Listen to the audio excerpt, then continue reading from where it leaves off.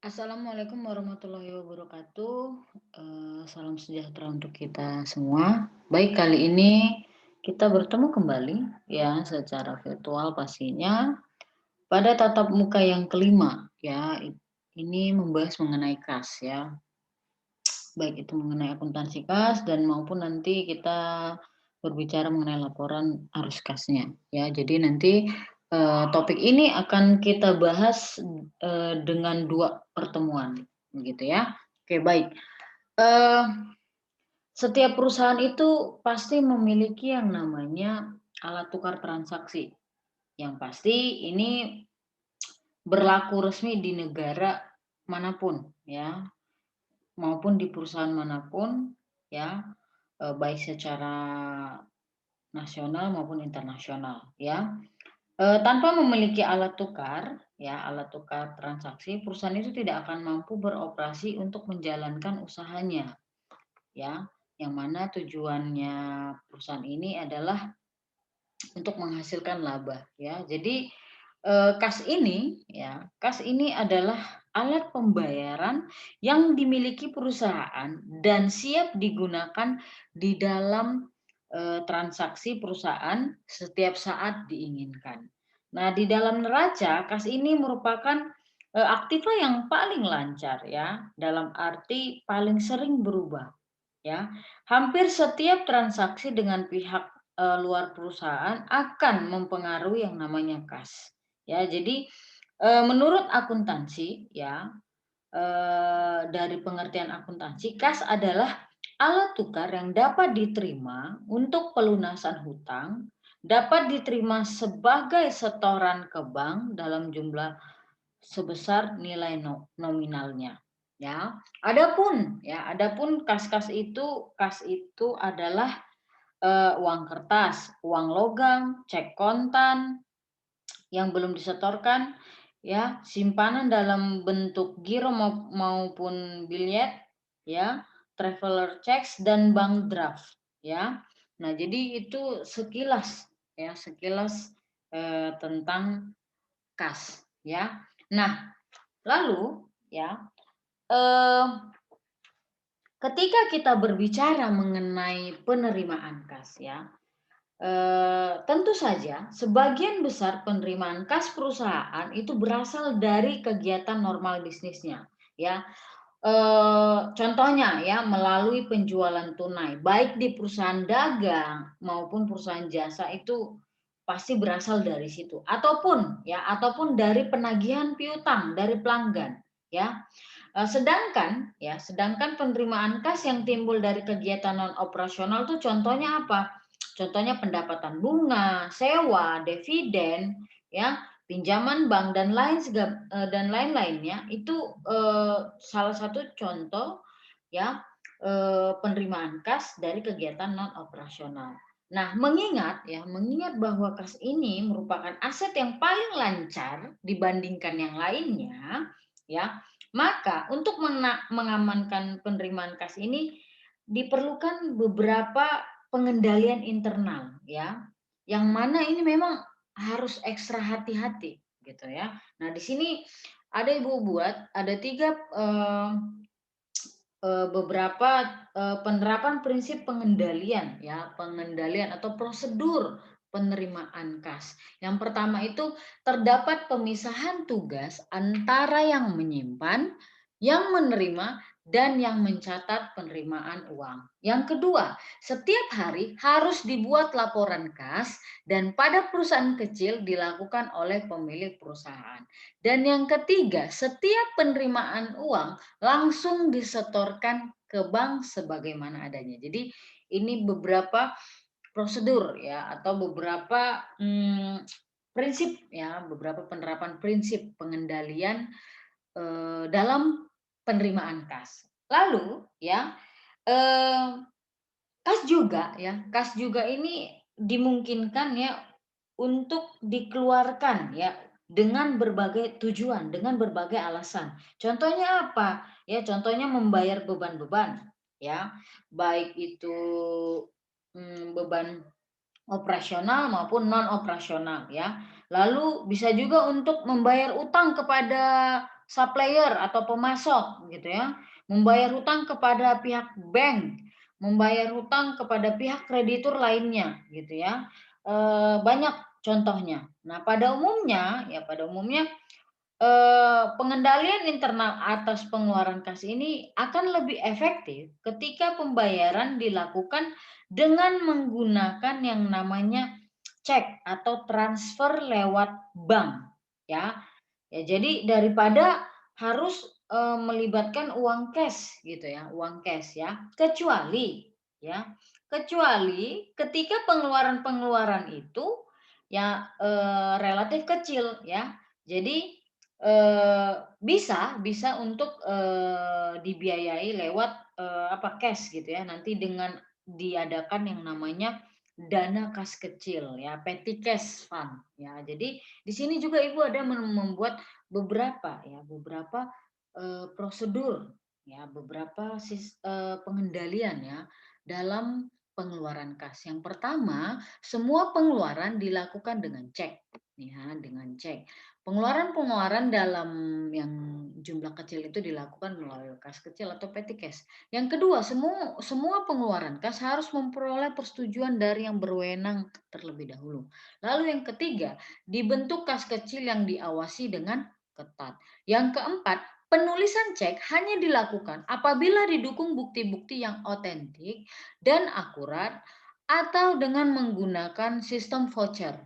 Dan yang kelima, terdapat pemisahan tugas antara yang berhak menyetujui pengeluaran kas, yang menyimpan uang kas, dan yang melakukan pengeluaran kas serta mencatat pengeluaran kas. Jadi itu berbicara mengenai prosedur pengeluaran kas. Lalu kita akan membahas tentang petty cash atau kas kecil ya. Kas kecil ini adalah uang uang kas yang disediakan untuk membayar pengeluaran-pengeluaran yang jumlahnya relatif kecil ya, dan sangat tidak ekonomis ketika dibayar dengan cek begitu ya. Jadi itu pengertian dari kas kecil. Nah, terdapat dua metode pencatatan kas kecil. Yang pertama itu metode impres, yang kedua itu metode fluktuasi. Metode impres ini adalah metode pengisian dan pengendalian kas kecil di mana jumlah kas kecil selalu tetap dari waktu ke waktu, karena pengisian kembali kas kecil akan selalu sama dengan jumlah yang dikeluarkan. Berbeda dengan metode fluktuasi, bahwa metode fluktuasi ini adalah suatu metode pencatatan dan pengendalian kas kecil di mana jumlah kas kecil akan selalu berubah karena pengisian kembali kas kecil selalu sama dari waktu ke waktu. Oke, baik. Kita langsung masuk ke contohnya. Tapi sebelum kita masuk ke contohnya, di sini ada Ibu membuat perbedaan di dalam menjurnal antara metode impres dan fluktuasi ya. Jadi ketika ada pengadaan petty cash ya, jurnalnya itu petty cash pada cash in bank ya, cash in bank atau kas gitu ya, sama. Nah, ketika penyaluran kas kecil untuk biaya-biaya rutin atau beban-beban operasional ataupun apapun itu, beban-beban operasional, di impres itu no entry. Tidak ada jurnalnya. Tetapi di fluktuasi fund ini atau metode fluktuasi, beban-beban pada petty cash, beban-beban pada kas kecil. Oke. Nah, lalu pada saat pengisian kembali petty cash tadi kas kecil di impres fund ya, di metode impres jurnalnya adalah beban-beban ya, baik kalau mau dipisah juga boleh, beban total, beban transfer pada kas ya, pada kas atau bisa kas in bank sama ya. Nah, kalau misalnya di fluktuasi, kas kecil pada kas ya, atau kas kecil pada kas in bank ya. Nah, langsung saja contohnya ada pada halaman 201 buku kita itu ya. Nah, di situ sudah ada dibuat ya, ada beberapa Transaksi ya, transaksi pada bulan Februari di PT Mitra Lestari sebagai berikut. Nah, seperti ini, ya kan? Nah, lalu kita disuruh untuk membuat jurnal umum menggunakan metode impres dan fluktuasi. Perhatikan ya, untuk metode impres itu, ya pada tanggal 1 kan, dikatakan disepakati bahwa dana kas kecil ini dibentuk ya sebesar 1.500.000 dan akan diisi kembali pada tanggal 1 dan 16 setiap bulannya kan begitu ya. Nah, maka jurnalnya nanti pada tanggal 1 itu kas kecil pada kas metode impres. Kas kecil pada kas sama metode fluktuasi sama untuk membentuk kas kecil. Lalu ya kita lihat ada di situ transaksi tanggal 4, 10, 12, 17 dan 25. Nah, untuk di metode impres tanggal 4, 10 dan 12 tidak ada jurnalnya. Tetapi di metode fluktuasi itu dicatat jurnalnya. Ya, ya sesuai dengan transaksi yang ada pada tanggal tersebut. Tanggal 4 ada membayar biaya materai. Terus tanggal 10 ada perbaikan kendaraan. Lalu tanggal 12 ada bahan bakar. Nah, lalu ketika tanggal 16 ya, kan itu ada transaksinya tanggal 17. Tetapi ingat kembali di dalam soal bahwa setiap tanggal 1 dan 16 akan diadakan pengisian kembali kas kecilnya. Ya, jadi pada tanggal 16, nah di metode impres barulah di jurnal beban-beban yang tadi itu. Ya, dengan jurnal seperti apa? Macam-macam beban pada kas. Ini 1.100.000 itu dari mana? Total. Ya, total beban yang dikeluarkan dari tanggal 4 sampai tanggal 12. Nah, lalu ya ingat lagi kalau di metode fluktuasi itu seperti apa dia ya. Pengisiannya tetap sama dari waktu ke waktu ya seperti yang telah ditetapkan di awal ya. Maka di sini kas kecil pada kas 1.500.000 ya. Sama dia seperti yang di awal.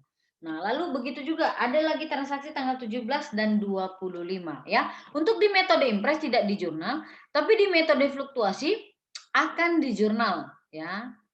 Seperti yang terjadi ya pada transaksi pada tanggal itu. Beban pada kas kecil ya. Untuk tanggal 17 ada perbaikan bangunan, kalau di tanggal 25 ada perlengkapan kantor ya, membeli perlengkapan kantor. Maka ya, ketika tanggal 1 pada bulan depannya Maret ya, akan dijurnal lah seperti ini pada metode impres ya. Macam-macam beban pada kas. Ini dari mana Bu 1.300.000? Ini adalah total beban yang terjadi ya setelah tanggal 16 sampai pada akhir bulan tersebut ya itu. Nah, berbeda dengan metode fluktuasi ya, pada tanggal 1 akan selalu nominal pengisian kembali kas kecilnya itu sejumlah 1.500.000. Begitu ya. Oke. Nah, jelas ya? Oke, baik, kita lanjut ya. Nah, seperti yang kita telah lihat di jurnal itu ya bahwa pada saat pembentukan kas kecil pertama kali ya, baik metode impres maupun fluktuasi itu jurnalnya sama ya, jurnalnya sama ya, jurnalnya sama.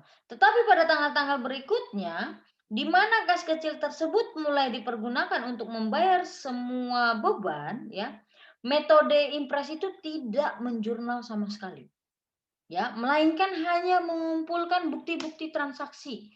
Nah, sedangkan metode fluktuasi itu mencatat setiap transaksi ya, mencatat setiap transaksi pemakaian kas kecil secara satu persatu.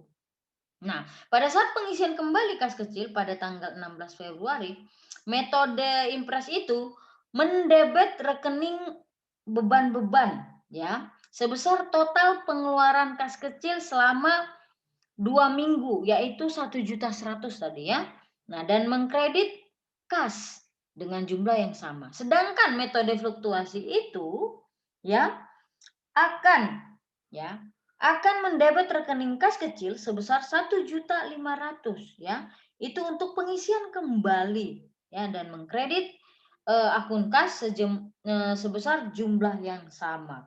Nah, demikian pula ketika ketika tanggal 1 Maret ya, itu adalah pengisian kembali ya, pengisian kembali ya untuk kas kecilnya. Di metode fluktuasi, dia akan mendebit rekening kas kecil dan mengkredit kas ya, akun kas. Jumlahnya berapa? 1.500.000. Berbeda dengan metode impres ya, akan mendebit rekening beban-beban yang telah keluar ya, yang telah keluar sebesar 1.300.000 tadi ya, dan mengkredit akun kas ya. Jadi nanti saldo ke kas kecil pada tanggal 1 Maret itu adalah sesaat setelah pengisian kembali kas kecil akan terlihat perbedaan. Ya, perbedaan apa? Ya, ketika kita menggunakan metode impres ya dengan metode fluktuasi ya, seperti yang kalian lihat di sini ya, akan terlihat pada akhirnya saldo akhir ya, saldo akhirnya ya. Jika menggunakan metode impres ya, saldo kas kecil itu sebesar 1.500.000. Nah, jika menggunakan metode fluktuasi, ya saldo kas kecil itu sebesar 2.100.000. Jadi akan terlihat perbedaannya nanti di situ. Oke? Nah, baik. Itu berbicara mengenai kas kecil. Ya, baik kita lanjut. Kita berbicara mengenai rekonsiliasi bank atau bank reconciliation. Ya, rekonsiliasi bank adalah suatu daftar yang berisi penyebab perbedaan selisih saldo antara catatan perusahaan dan catatan bank. Ya, jadi di sini nanti akan ada kegiatan membandingkan, akan ada kegiatan mencocokkan ya. Mencocokkan apa? Saldo kas antara perusahaan ya menurut catatan si perusahaan maupun menurut catatan si bank ya. Nah, biasanya terdapat beberapa hal yang menjadi penyebab ya, yang menjadi penyebab perbedaan antara saldo kas menurut perusahaan dan saldo kas menurut bank. Ya, itu apa? Yang pertama, setoran dalam perjalanan. Ini adalah uang yang telah diterima perusahaan, tetapi karena berbagai hal belum dapat dikirimkan dan belum diakui sebagai setoran oleh bank. Jadi, oleh perusahaan sudah terlanjur dicatat sebagai penerimaan kas, tetapi di bank itu belum dicatat, ya, itu. Yang kedua, cek beredar. Ini adalah cek yang dikeluarkan oleh perusahaan untuk membayar sesuatu, tetapi sampai pada tanggal neraca belum dicairkan oleh si pemegang cek, ya. Nah, itu berarti si perusahaan sudah terlanjur membuat itu sebagai pengeluaran kas. Ya, tetapi bank belum mengakuinya sebagai pengeluaran kas. Lalu yang ketiga ada cek kosong. Cek kosong ini cek yang telah diterima oleh perusahaan dan sudah terlanjur diakui sebagai penerimaan untuk si perusahaan, tetapi pada saat dicairkan ternyata cek itu kosong, ya. Tidak ada dana di dalamnya, ya. Pada saat cek itu diterima, si perusahaan kan sudah terlanjur tuh, ya, sudah terlanjur mengakui bahwa itu penerimaan kas, ya. Tetapi setelah memperoleh kepastian bahwa cek tersebut itu tidak ada dananya, maka itu harus dikeluarkan, ya, harus dikurangkan dari kas perusahaan, itu. Lalu yang keempat, penagihan oleh bank yang belum diketahui oleh perusahaan. Ya, biasanya bank itu menyediakan jasa penagihan untuk nasabahnya, ya. Penagihan untuk piutang gitu contohnya. Jika suatu perusahaan ya mengambil jasa ini dari bank, ya berarti bank melakukan penagihan, ya. Bank melakukan penagihan untuk banknya dan berhasil. Nah, biasanya nasabah itu baru mengetahui setelah menerima rekening koran gitu. Jadi ada penagihan oleh bank yang tidak diketahui oleh perusahaan gitu. Nah, ada yang kelima, jasa giro. Ini bunga yang diberikan oleh eh, oleh bank kepada nasabah bank atau simpanan uangnya di dalam suatu bank. Ya, perusahaan baru mengetahuinya setelah rekening koran setelah menerima yang namanya rekening koran atau mencetak rekening koran. Lalu yang keenam ada beban bunga dan administrasi. Itu adalah beban bunga dan administrasi yang dikenakan karena menggunakan fasilitas perbankan, ya. Nah, perusahaan juga akan mengetahui ini ketika dia mencetak yang namanya rekening koran. Jadi eh, ketika mencetak rekening koran, baru dia tahu bahwa ada beban bunga dan administrasi. Lalu yang ketujuh adalah kesalahan-kesalahan lainnya. Ya, ini berbagai kesalahan yang dibuat oleh kedua belah pihak, yang mana ya mungkin terjadi, gitu ya. Baik itu kesalahan yang dibuat oleh karyawan perusahaannya maupun kesalahan yang dibuat oleh karyawan banknya. Oke, baik, langsung saja contohnya seperti yang ada pada buku kita halaman 204. Ya, di sini ada PT Doremi yang menyimpan dananya itu di Bank Dana Asia. Ya, jadi setelah di akhir pencatatan ya, diketahui bahwa saldo kas akhir Januari 2006 di perusahaan itu sebesar 45.500.000.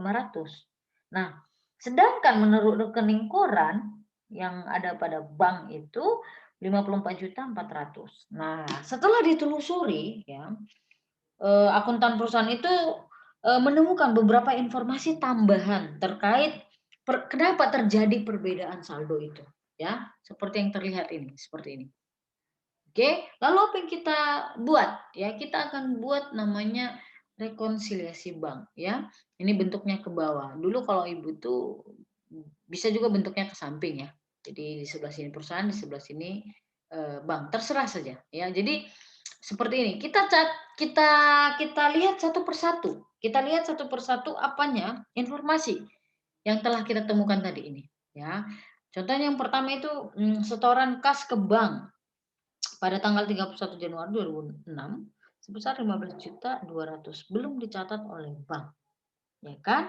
Nah, berarti ini harus ditambah di catatan si bank 15.200.000. Lalu ada yang kedua, informasi yang kedua, tagihan PT Doremi kepada PT KLM nilainya 9.600.000 yang dilakukan oleh bank ya telah berhasil, tapi si PT belum mengetahuinya. Ya, berarti itu akan menambah dari catatan si pihak perusahaan ini 9.600.000. Lalu pendapatan bunga bank sebesar 1.200.000 belum dicatat oleh si perusahaan. Itu juga akan menambah. Nah, ini dia. Lalu selanjutnya beban administrasi ya. Sudah dipotong oleh bank tapi perusahaan tidak mengetahuinya.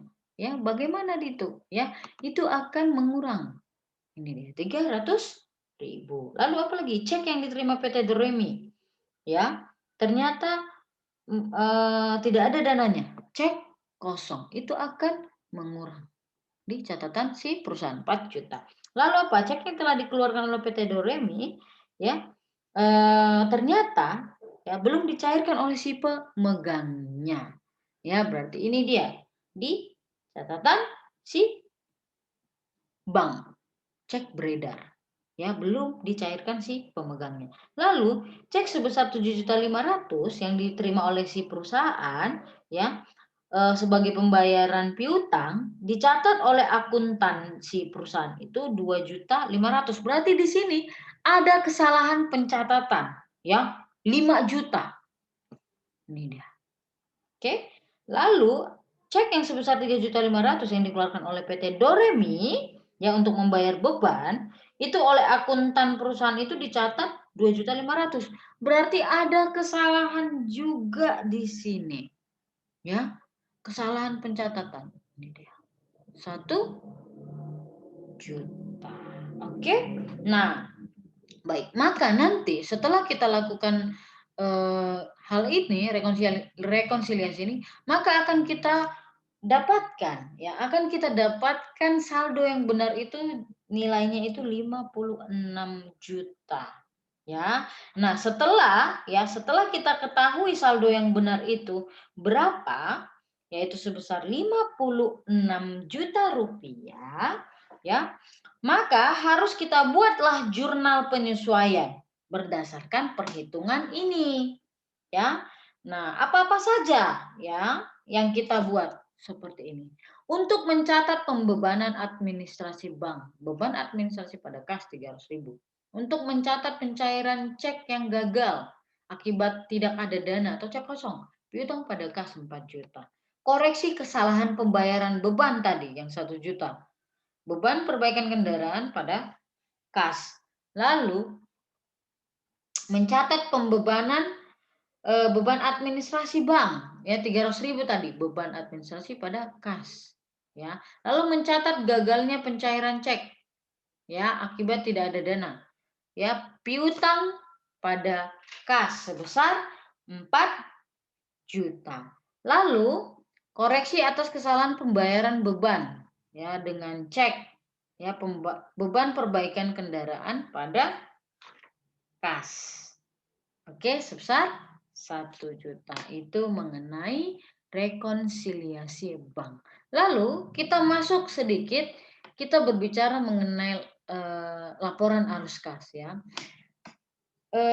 Laporan arus kas ini adalah suatu laporan yang berisi tentang aktivitas penerimaan dan pengeluaran kas perusahaan di dalam suatu periode tertentu, ya, beserta penjelasan tentang sumber-sumber penerimaan dan pengeluaran kas tersebut. Ya, jadi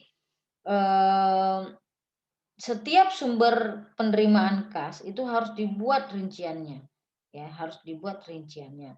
Begitu juga dengan pengeluaran kas, ya. Jadi sehingga nanti pada akhir laporan ya pada akhir laporan arus kas ini dapat diketahui ya jumlah kas yang dimiliki di dalam perusahaan itu berapa ya beserta sumbernya dari mana saja penggunaannya gimana saja begitu ya. Jadi secara umum ya secara umum tujuan laporan arus kas ini dibuat yang pertama itu menilai kemampuan perusahaan dalam menghasilkan arus kas bersih di masa depan. Ya, lalu yang kedua, menilai kemampuan perusahaan memenuhi kewajibannya, ya, kemampuannya membayar dividen dan kebutuhannya untuk pendanaan internal. Nah, tujuan yang ketiga menilai alasan perbedaan antara laba bersih dan penerimaan serta pembayaran kas yang berkaitan. Ya, yang keempat, menilai pengaruh posisi keuangan suatu perusahaan dari transaksi investasi dan pendanaan kas dan non-kasnya selama periode tertentu. Jadi semua informasi yang berkaitan dengan aliran kas masuk dan kas keluar perusahaan pada suatu periode inilah yang dijadikan alasan dibuatnya yang namanya laporan arus kas. Jadi pada dasarnya tujuan laporan arus kas ini adalah untuk memberikan informasi yang relevan tentang penerimaan dan pengeluaran, ya, pada periode tertentu. Ya, jadi nanti pertanyaan-pertanyaan dari mana datangnya uang kas itu, berapa uang kas yang digunakan, berapa perubahan, ya, berapa perubahan perubahan yang terjadi ya pada saldo kas selama periode itu. Jadi itu untuk menjawab pertanyaan-pertanyaan itu nantinya ya. Oke, maka dibuatlah yang namanya laporan arus kas. Oke, baik. Lalu berbicara mengenai sumber arus kas ya. Seperti yang kita ketahui di dalam sebuah perusahaan itu banyak banget aktivitas yang dilakukan ya. Banyak banget aktivitas yang dilakukan. Nah, namun aktivitas utama itu dibagi dalam 3 kelompok ya yang merupakan ini juga sumber arus kas gitu ya. Yang pertama itu aktivitas operasi. Ya, ini adalah berbagai aktivitas yang berkaitan dengan upaya perusahaan untuk menghasilkan suatu produk ya, sekaligus semua upaya yang berkaitan dengan upaya menjual produk tersebut. Ya, berarti ini semua aktivitas yang berkaitan dengan bagaimana bisa memperoleh laba usaha, ya kan? Ya, jadi bagaimana bisa memperoleh laba usaha, pokoknya aktivitas-aktivitas yang berhubungan itu dimasukkan ke dalam kelompok ini, aktivitas operasi. Contohnya apa, Bu? Penjualan produk, ya penjualan produk perusahaan. Oke, lalu apa? Penerimaan piutang. Lalu apa? Pendapatan dari sumber di luar utama perusahaan.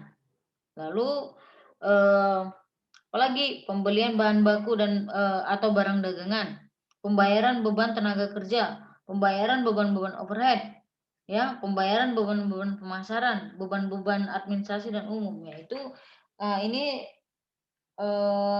adalah aktivitas yang mencakup beberapa aktivitas utama ya ini. Lalu, ada yang kedua, aktivitas investasi. Ya, ini adalah berbagai aktivitas yang terkait dengan, pembelian dan penjualan harta, ya, harta perusahaan yang dapat menjadi sumber pendanaan perusahaan. Seperti apa? Pembelian dan penjualan bangunan, ya, pembelian dan penjualan tanah, pembelian dan penjualan mesin, kendaraan, pembelian obligasi atau saham perusahaan lainnya ya dan banyak lagi. Oke. Nah, yang ketiga ada aktivitas pembiayaan atau pendanaan. Ini adalah semua aktivitas yang berkaitan dengan upaya untuk mendukung operasi perusahaan dengan menyediakan kebutuhan dana dari berbagai sumbernya beserta konsekuensinya. Misalnya, penerbitan surat hutang, penerbitan obligasi, penerbitan saham baru, pembayaran dividen, pelunasan hutang, dan lain sebagainya. Tapi secara umum, aktivitas perusahaan itu dibagi menjadi dua kelompok besar. Yaitu apa? Yang pertama, perolehan modal dari pemilik dan kompensasinya kepada mereka yang dengan kepada mereka dengan pengembalian atas investasi mereka. Yang kedua itu pinjaman uang dari kreditor dan pembayaran kembali hutang yang dipinjam. Jadi ketiga jenis kelompok aktivitas ini, operasi investasi ataupun pembiayaan ataupun pendanaan, ya, ini adalah